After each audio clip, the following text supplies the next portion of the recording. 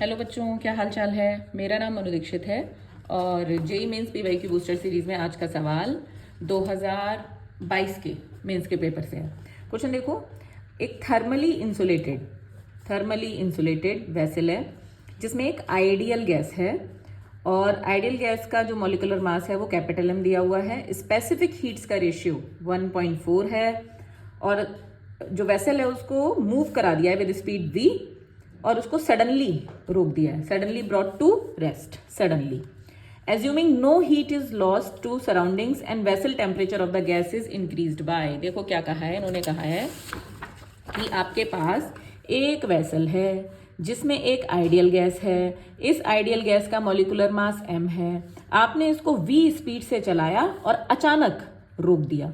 अब sudden process है तो एडियाबैटिक है, एडियाबैटिक प्रोसेस है और क्वेश्चन देखो आगे कह भी रहा है assuming no heat is lost to surrounding, यानी कि आदान प्रदान जो है, लेना देना जो है वो हीट का नहीं हुआ है आसपास के सराउंडिंग के साथ। ठीक है, तो पूछ रहा है कि बताओ इस गैस की, जो इसके अंदर आइडियल गैस भरी हुई है, इसके टेम्परेचर में कितनी वृद्धि होगी, कितना बढ़ेगा temperature, find the increase in temperature, ठीक है, ऑफ द गैस। तो डेल्टा टी पूछा है। अब सुनो बात, क्योंकि ये वेसल कंप्लीटली क्लोज्ड है, देखो थर्मली इंसुलेटेड है और क्लोज्ड है, कोई पिस्टन नहीं लगा हुआ है, यानी कि गैस के वॉल्यूम में कोई चेंज नहीं हुआ है, तो चेंज इन वॉल्यूम जीरो है।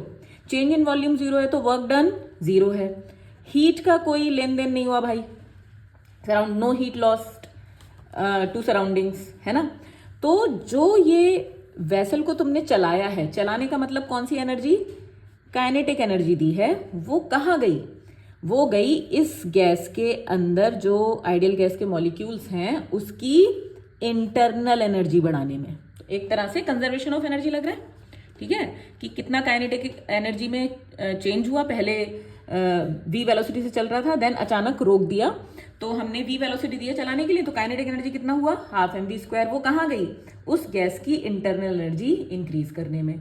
अब अगर आपको पता होगा थर्मोडायनेमिक्स अच्छे से, आपने थोड़ी सी भी पढ़ी होगी, तो आपको पता होगा कि चेंज इन इंटरनल एनर्जी का फॉर्मूला होता है NCV डेल्टा टी। हमेशा सत्य है ये, याद रख लो, NCV delta T half mv²। ठीक, अब देखो CP अपॉन CV की वैल्यू दी हुई है, स्पेसिफिक हीट का रेशियो देखो दिया हुआ है 1.4, यानी कि गामा दिया हुआ है। अब CV की वैल्यू याद है आप लोगों को, CV अकेले CV की वैल्यू देखो मैं याद कराती हूँ, CV is equal to F/2R होता है, ठीक है, और साथ में डेल्टा टी। अगर CP पूछते हो तो CP कितना होता है बेटा, याद कर लो, अगर बात चली ही है तो फिर CV है F/2R और CP होता है बेटा F/2 + 1R, ठीक है। तो फिलहाल ये F/2R दिया हुआ है। अब गामा दिया हुआ है 1.4, मुझे निकालना है F, निकालना ही पड़ेगा अगर मुझे यहाँ पर चेंज इन टेम्परेचर निकालना है तो डेल्टा टी। तो बेटा F, गामा और F में relation, gamma is equal to 1 + 2/f, यहाँ गामा की वैल्यू रखो 1.4, 1 + 2/f, तो यहाँ आ जाएगा बेटा 0.4 इज इक्वल टू 2/f।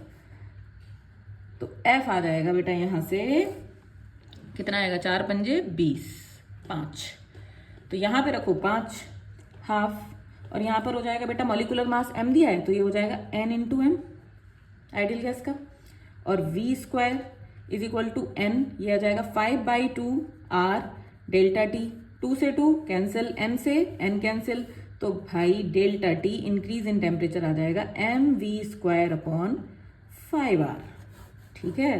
तो थर्मो के फॉर्मूले और कंसेप्ट जरा एक बार रिवाइज कर लो, आपका मेंस का पेपर आ ही रहा है। और इससे जब इस चैप्टर से जब क्वेश्चन आता है तो मेक श्योर कि आप 100% को सही करके आओ, तो फॉर्मूला याद होने जरूरी है, ठीक है।